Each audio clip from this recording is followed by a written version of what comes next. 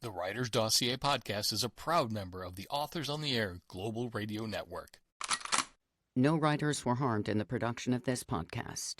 I'm Mikael Sandeberg, and this is my Reader's Dossier.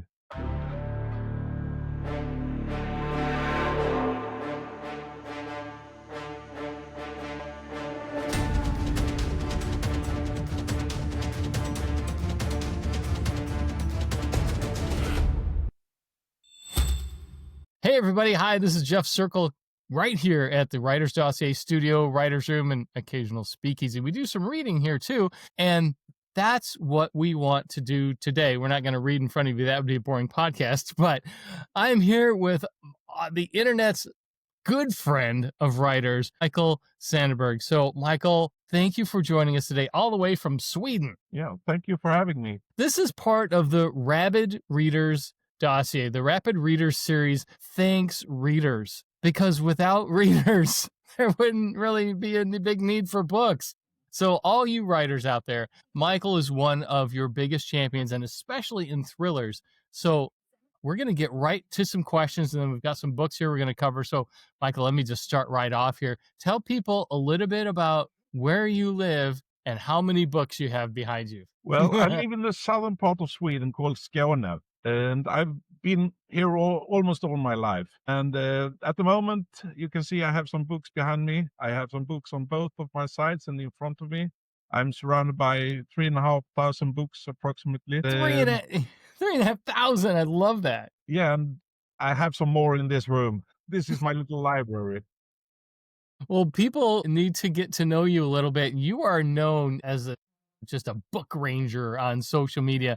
You're known as a bibliophobe. Explain that a little bit. How did you land on that name for your social media handle? It's always difficult to find a name, but I found this name, and it's actually a Swedish version of the Latin expression, a bibliophobe. And it means the fear of running out of things to read. That is fantastic. I love that. Well, you don't have any fear of running out of things to read, even if you have to go to something for a second or third read. If you had to do that, if you didn't have any books that you had that were new, what book would you pick? Because I'll start off here. I have mine, Term Limits. And for everyone who's watching on YouTube, go to youtube.com/@JeffCircle. I'm holding up Vince Flynn's Term Limits, my favorite all-time book, signed by Vince Flynn. Wow. So, yeah, I know. I'm missing the jacket, but man, what a treasure that is. What would you go to, Mikael, if you had to reread one of the books behind you? Well, I've reread a few books a number of times, but this one is probably my absolute most favorite one. Oh my goodness. It's Musashi by a Japanese author called Eiji Yoshikawa. And I actually have Japanese, or is it a translation? I actually have this English version too. Okay. You blew me away right there. I don't think anyone expected you to hear that. So you're holding up the cover. It's really cool. I usually recommend this one when I talk about favorite books. Okay. It's based on a real live character who lived in the 15th century in Japan. And he is famous for never losing a duel. And he won something between 60 and 80 duels. Wow. And at the age of 60, he wrote a book called The Book of Five Rings. All right. And it's a philosophy book of how you're going to live your life. I think that's fantastic. And this book is written like a fiction book about his life. That's but it's really cool. based on real events. Right. I love that. Books that have a real sense of authenticity from them, and it's usually from people who have actually done some of the work. I will go to a list of books here I have. If you've ever seen anything on the dossier, or if you listen to one of our craziest episodes or read one of the coolest dossiers, it's by a guy named T.R. Hendricks. My friend Tim wrote The Instructor and The Infiltrator. I know you've seen these. I've read them. Good authenticity there from an Army veteran. Another buddy of mine, Steve Stratton. I'm holding up Caribbean Harvest here. Can't go wrong with a Lance Bear Wolf novel. And Steve brings a lot of his background to the table. These books too. You have his books too. I love it. Someone I know a little bit, Brad Taylor here, former Delta Force from the United States Army, military, wrote some really bangers here. He's still knocking them out. And of course, Jack Carr brings the kind of authenticity to his writing that you're just not going to find everywhere. So I love Also, that yeah, I love your example there of someone who wrote a book like that and then came out with a How to Live Your Life. That's really cool. What else do you have as some of your favorites? yeah, I go back in time. Stephen Hunter, Yep. Yeah. Point of Point of Impact, Impact. the Okay. one that made me buy all his books. Stephen Hunter, there you go. That one did it for you. Nice. I just love the Swagger clan. Yes. Yes. I hear And ya. one book I stumbled upon, Blood Honor by Griffin. Yep. Webb Griffin, Blood Honor. I have a side connection to that, and this is allowed to be said. It's public now. The W.E.B. Griffin series. It's now going to be written by Jack Stewart. He's working on one right now. Yeah, I know. I've got an arc of it. So there's a shout out to Jack Stewart. A couple more shout outs here. A friend of mine from he lives in a state next to mine, Stephen Conkley. Yeah. Can't go wrong with a Great thriller there. author. And here's something a little different, but The Killing Room by Robert Swartwood was fantastic. I don't know if you saw this. That's one I never tried. All right. Well, there we go. We're learning new things. Then the last two I have here, The Recruiter by Greg Podolsky. He's also in the dossier. He's got a dossier and a podcast episode. And of course, I know you know this guy. Oh, We're yeah. ending on Brad Thor. Oh, yeah. I have all, but sadly only on ebooks. Oh, well, we need to change that. We need to do something. So is Brad Thor really big there because of his long family connections to the region? I don't think so, actually. Okay. Well, I think he could Most be of Brad's. the authors is rarely known here. I know Jack Carr is gaining here. Nick Petrie is also gaining much through audiobooks. That's really cool. Yeah, I know Nick. I didn't grab one of his books. All of these were sent to me. I'm really happy to have them. You should look into being Brad's ambassador to Sweden. Yeah, why not? Why not? All right. I'm going to see Brad. I tried to meet him. He was a couple of years ago. He was in Copenhagen with his father. Yeah. And I messaged him a lot and tried to set up a meeting, but it fell through. I'm going to see Brad in a couple weeks. I'm going to mention this episode. I'm going to tell him about you and see if we can't get you guys hooked up together. But I actually have quite little feeling for what books are popular in Sweden. Yeah. Because I have nearly no contact with Swedish readers. Really? Oh, so you don't go to a Swedish book club? No. And when I check on statistics, I have like 87% of all my followers are from other countries. Yeah, I decided right away that I should do this all in English because I read mostly English literature, and so much of Europe.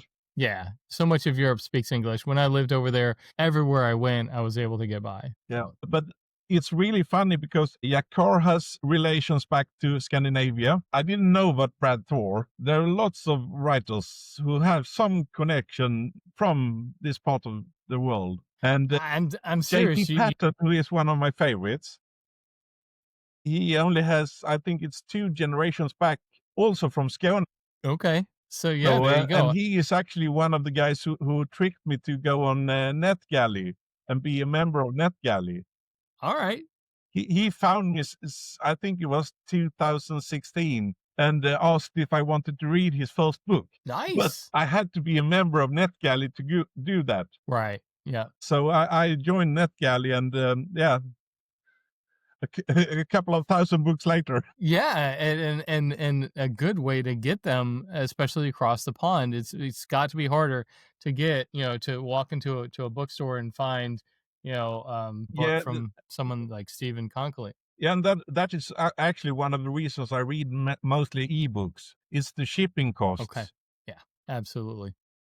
I won a copy of Eric Bishop's first book, The Body Man. Yeah. And I was in the drawing and won one of the copies. And right away he said, "No, I have to ship it to Sweden." Exactly. And I couldn't resist now to order Jack Carl's latest Cry Havoc, the shot through edition. Okay. And that is my most expensive book so far. It's all in shipping. Well, Yeah. how many So far, I'm on my 112th book. Oh, 112 books. I was going to say we're recording this here in mid-August. So I think you can hit 150 by the end of the year No more. or more. That is I fantastic. actually did a little calculation. Between 18 and 24 now, I average 220 books a year. Wow. I'm blown away and I absolutely love it. What got you into reading? My mother, Okay. she Tell me dragged me about to that. the library when I was little. So at the age of 7, 8, something like that. What were some of your biggest childhood books that we would know about over here? Well, James Fenimore Cooper Okay. and I don't know, C.S. Forester, the Hornblower stories. Okay. I don't know. Yeah, Morris West. All right. When did you get into thrillers? I think I was about 12, 13, something like that. Who were some of your first ones? Alistair MacLean, Morris West, much Alistair Man. MacLean. Okay. All right. Well, there's some good references there for folks who are looking for, something different, something new that they may have missed. Go Yeah, back and read I know. some of I think it was 2 years ago, Kashif from Best Thriller Books. Yep. Yep. I tipped him about Morris West and he was going to look into it. The Morris guys West from is one he passed for many years ago, but I think still he is really good. And nowadays I hear many people talk about Vince Flynn and his Mitch Rapp series, but I think it all started with Robert Ludlum and his Jason Bourne. Yes, absolutely. Let me ask you a question, and this might be a little controversial. How do you feel about some of those original Vince Flynn's, Robert Ludlum's, the books that they actually wrote, compared to the estate authors who are writing for those? Like we mentioned, Jack Stewart's doing that next Webb Griffin book. Do you Well, I think- follow the next series if it's a different I think author? the Mitch Rapp series is very well done. Okay, Kyle Mills. Yep. And I think actually Kyle did the right thing to stop writing. Because Oh yeah. some of the last books he wrote felt not really all there. Okay. And it's Don got to be Bentley tough. has done a really good job. Well, there's a shout out for Don Bentley for doing a good job. Yeah. And now I'm waiting for the latest. All right, waiting for the latest. Well, we got to get some good stuff to you. So, man, I can't thank you enough for coming on, and I can't thank you enough for what you do on social media to help share information about books that you found that you like, and keep reading. I know that a lot of people who follow the dossier and are listening or watching right now wish they had the time to read 222 books a year like you do. Yeah, So I don't have any friends. yes, you do. They're all on the pages of these books here. Just like Yeah, writers. We don't have friends either. They're all out of the keyboard. So Yeah, and on the internet. on the internet. So, man, keep doing what you're doing. Share with everyone all the things that you discover. We would love to meet up with you someday. And like I said, I'll let some folks know about you and we'll promote this episode. And again, it's part of the Rabid Reader series. Man, you are on the top of the mountain for the number of books you've read and for your support. So thank you so much. Yeah, and thank thanks you for for what joining me you do. here. You're welcome. So again, I just want to thank you for everything you do, Michael. Thanks for sharing the word about books that you find on the internet. A bibliophobe is where people need to go and follow you. You're huge on X, and are there I'm any on other X, social media? Instagram, Blue Sky, Goodreads. Sadly, I was thrown out from Threads. Okay. What about Facebook? Are you on Facebook? No, I never had Facebook. Okay. So Instagram, Blue Sky, and X. Everybody and Goodreads. Everybody go out and follow what Michael's doing. Bibliophobe, you'll find him there. ABIBLIOFOB. And you'll find the info in the show notes. Michael, thank you again for joining us all the way from Sweden. We're really happy to have you on the Rabid Reader series here on the Dossier podcast. It's good to see Thank you for having me. Oh, man, it's my pleasure. Thanks again. And take care in Sweden, man. You too. All right. Bye, everybody. Bye. The Dossier Podcast is a production of The Idea Academy.